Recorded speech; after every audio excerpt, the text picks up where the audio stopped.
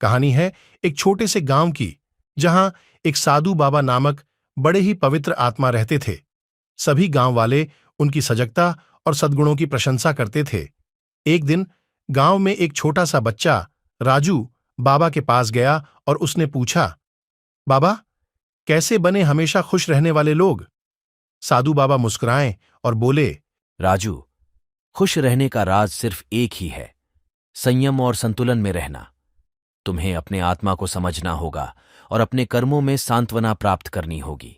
बाबा ने राजू को एक खास पौध की पत्तियां दीं और कहा, राजू, इस पौध को 1 साल तक पानी और धूप मिलेगा, परंतु इसे संतुलन में रखना होगा।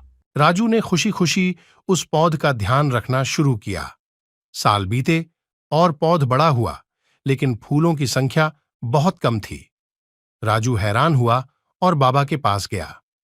बाबा ने मुस्कुराकर कहा, राजू, यह पौध तुम्हें एक महत्वपूर्ण सीख देना चाहता है। जीवन में भी हमें समय समय पर अपनी आत्मा का संतुलन बनाए रखना चाहिए। सभी प्रकार की परिस्थितियों में शांति बनाए रखने का सीधा रास्ता है। राजू ने समझा कि खुशी का असली स्रोत संतुलन और संयम है। उसने अपनी आत्मा को समझा और उसने अपने कर्मों में संतुलन बनाए रखकर खुशी प्राप्त की।